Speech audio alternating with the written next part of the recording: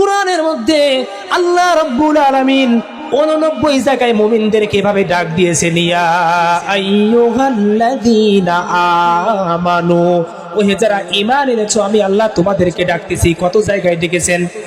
89 জায়গায়। 89 জায়গা আল্লাহ রাব্বুল আলামিন মুমিনদেরকে ডেকে 89টা মেসেজ দিয়েছেন। সূরা তাহরিমের 8 নম্বর আয়াতে আল্লাহ তাআলা বলেন, তুবু ইলাল্লাহি তাওবাতান নাসুহা। আমরা সবাই পাপী। আমরা সবাই কি ভাই? আমরা সবাই কি পাপী। আল্লাহ নবী বলেন, কুল্লু ইবনি আদম খাত্তা, প্রত্যেক বনি আদম সন্তানই হলো পাপী। তবে পাপী না কারা? গুনাহ নাই কাদের? বলতে পারবেন? কথা হলো ফেরেশতাদের গুনাহ নাই। এ কথা বলার আগে এটা আপনাদেরকে জানিয়ে দেই, ফেরেশতাদের গুনাহ করার যোগ্যতাই নাই। ফেরেশতারা যে গুনাহ করবে এই সক্ষমতা আল্লাহ তাআলা ফেরেশতাদেরকে দেনই নাই।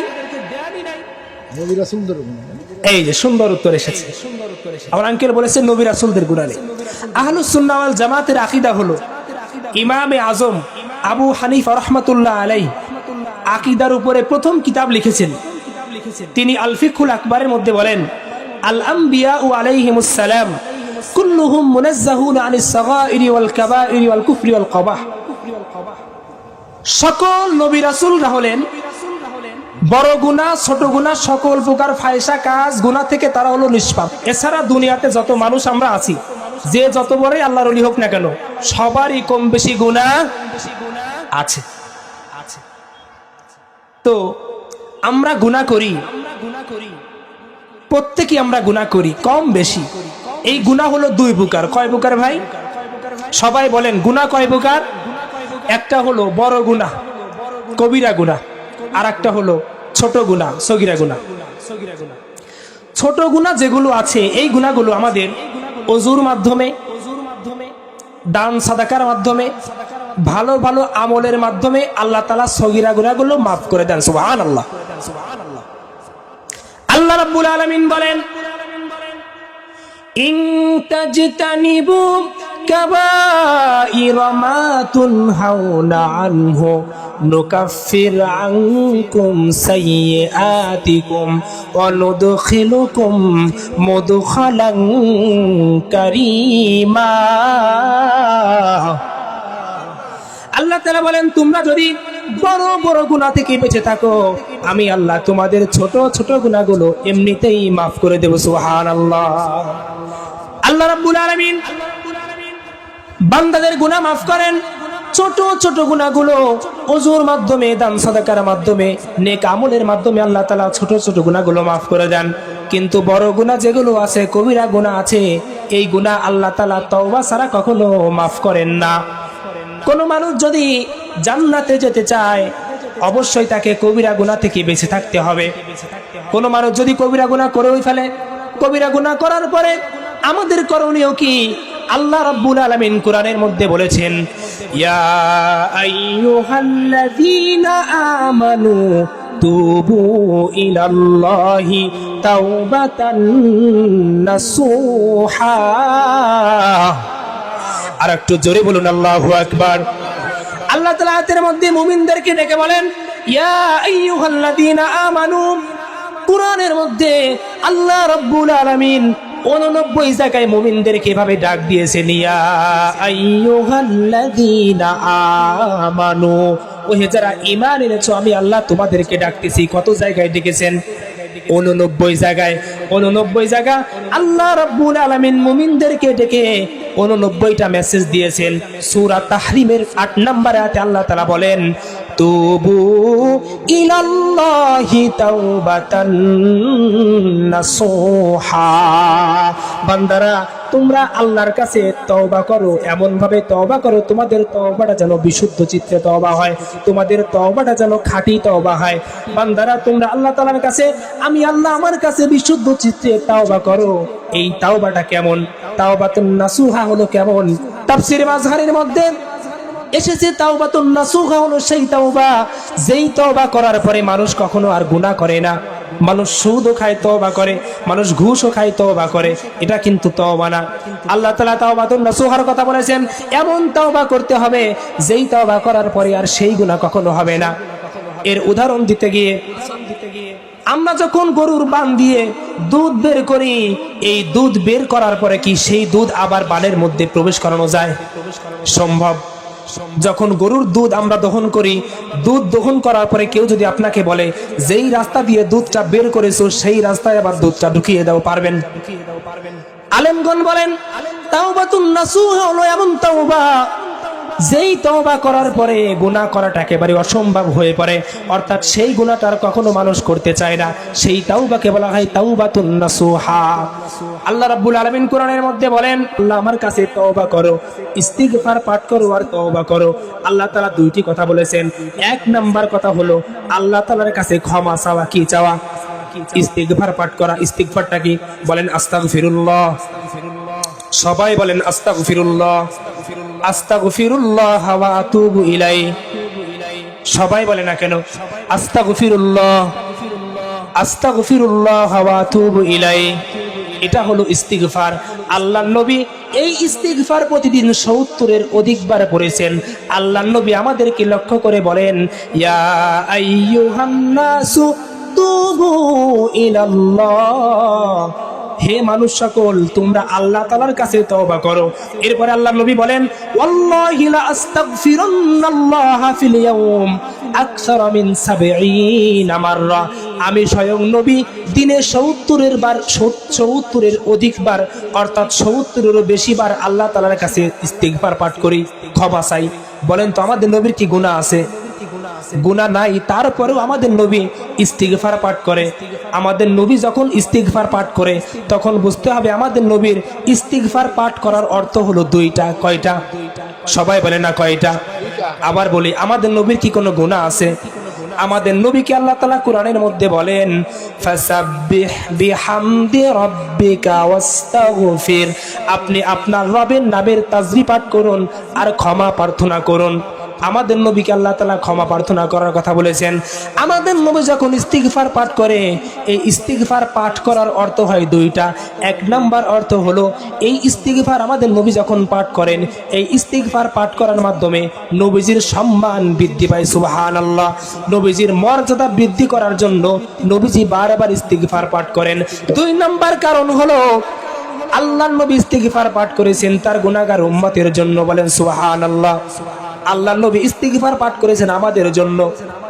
সেই সাথে আল্লাহ তাআলা বলেন, ইস্তিগফার পাঠ করার সাথে সাথে তোমরা আল্লাহ তাআলার কাছে তওবা করো।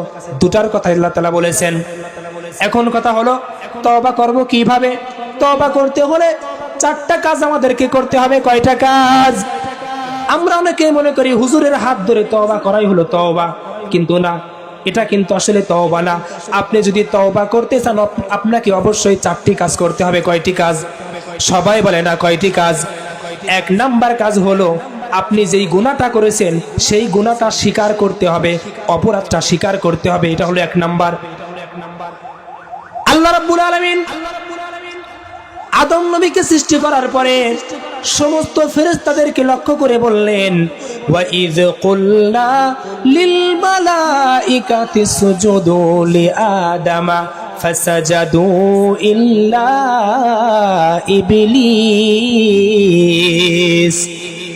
আল্লাহ তাআলা কোরআনের মধ্যে বলেন, স্মরণ করুন সেই সময়ের কথা যখন আমি সমস্ত ফেরেশতাদেরকে নির্দেশ দিলাম, যখন আপনার রব বললেন তোমরা সবাই আদমকে সিজদা করো, সমস্ত ফেরেশতারা সিজদা করলো, শুধু একজন সিজদা করলো না, তার নাম কি? ইবলিস। এই ইবলিস সিজদা করলো না, একটা অপরাধ করলো।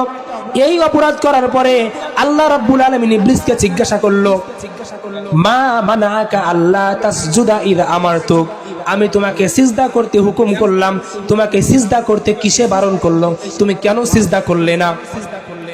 ইবলিস কিন্তু দোষ স্বীকার করে নাই।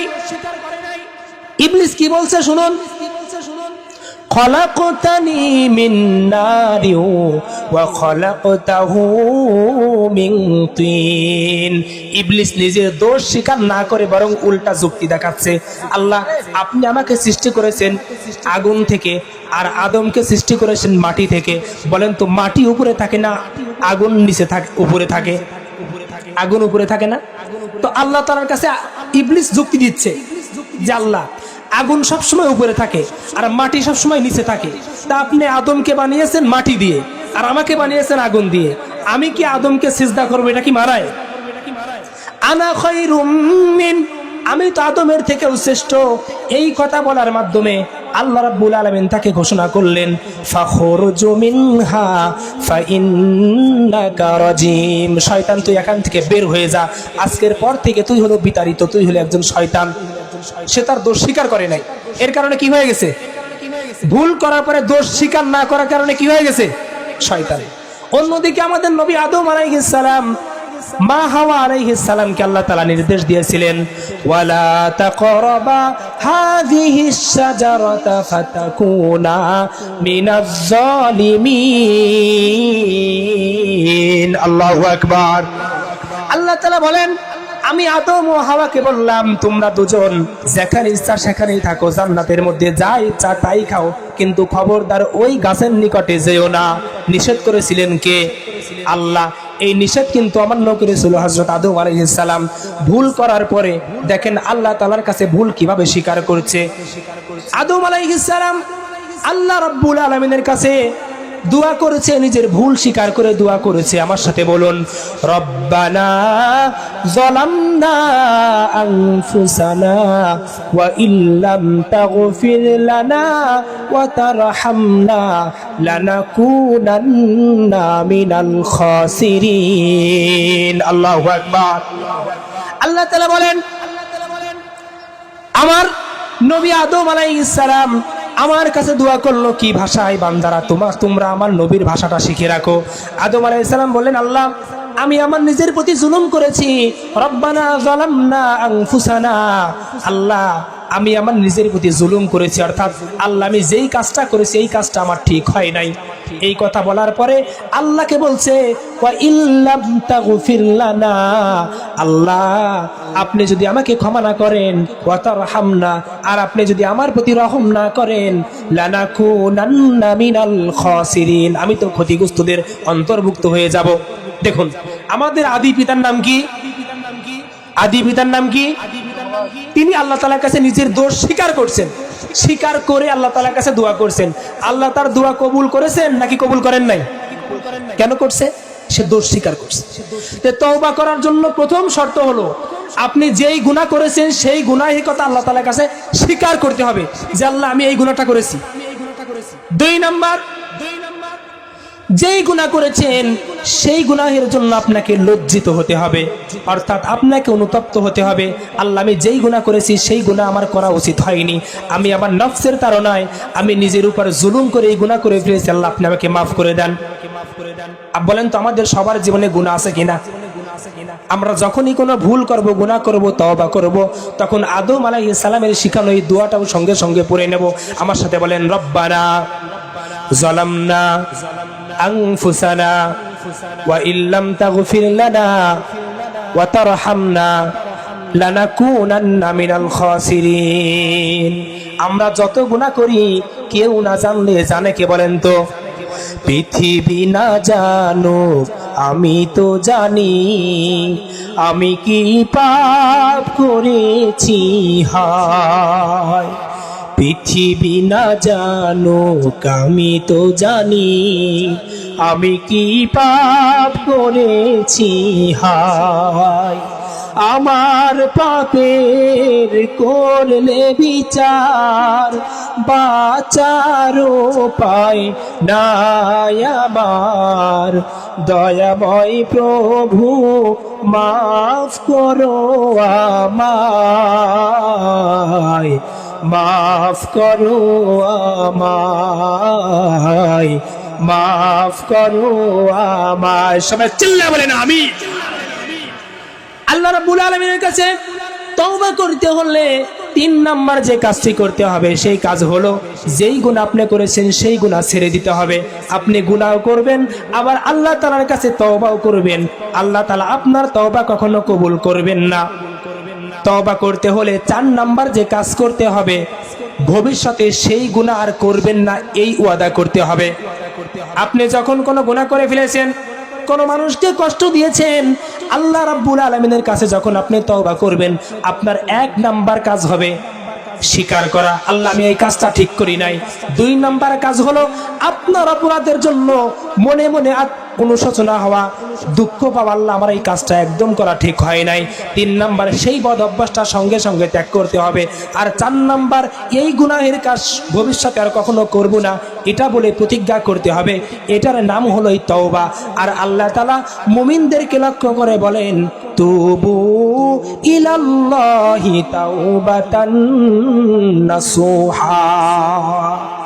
আমরা প্রতিদিন নামাজের পরে সালাম ফিরানোর পরে একটা আমল আছে। আমলটা কি বলেন তো? সালাম ফিরানোর পরে প্রথম কি বলতে হয়?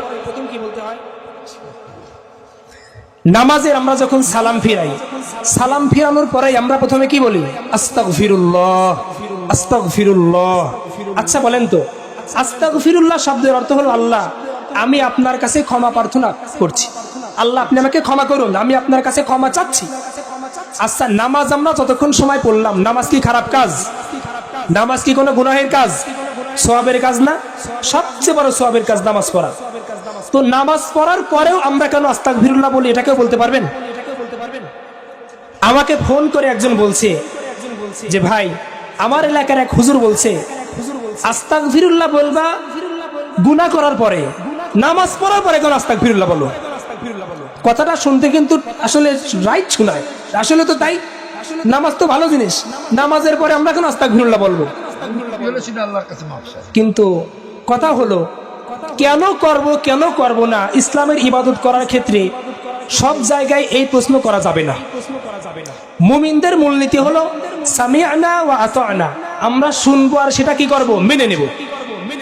তো তারপরেও যদি আপনার প্রশ্ন হয় যে নামাজের পরে কেন আস্তাগফিরুল্লাহ বলবো, তো এর উত্তরে আমি বলি নামাজ যেভাবে পড়া দরকার সেভাবে আমরা কি কেউ নামাজ পড়তে পারি?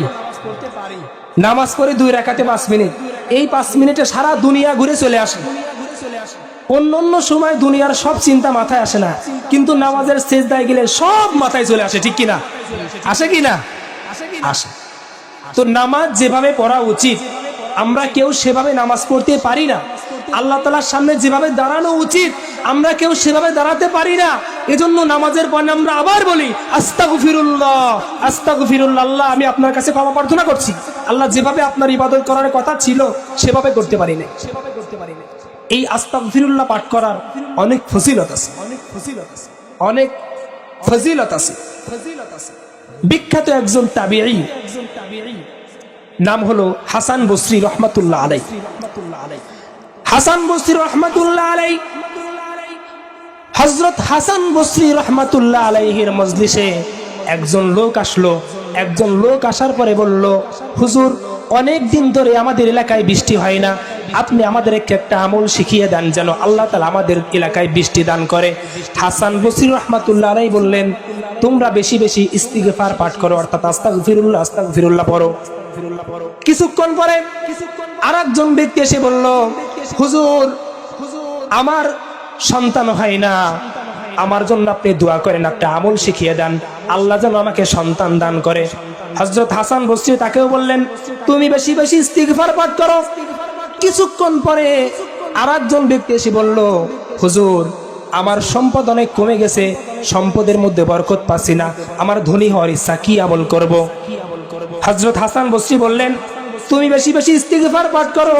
কিছুক্ষণ পরে সে আরেকজন ব্যক্তি বলল, হুজুর আমার ফসল ফলাদির অনেক ক্ষয়ক্ষতি হয়ে গেছে, আমাকে একটা আমল শিখিয়ে দেন, আল্লাহ যেন আমার ফসল ফলাদিতে বরকত দান করে। হযরত হাসান বসরি বললেন, তুমি বেশি বেশি ইস্তিগফার পাঠ করো। কিছুক্ষণ পরে মজলিসে যারা বসেছিল তারা বলল, হুজুর আপনার কাছে কিছুক্ষণ আগে 4 জন ব্যক্তি আসলো, 4 জন ব্যক্তি 4টা সমস্যা নিয়ে আসলো, আপনি 4 জন ব্যক্তির সমস্যা হলো 4টা, অথচ ওষুধ দিলেন একটা। কয়টা? 4 জনের সমস্যা কয়টা? 1 নাম্বার ব্যক্তি কি বলছে? বৃষ্টি হয় না। গুড। 2 নাম্বার ব্যক্তি কি বলছে? ছেলে পেলে হয় না।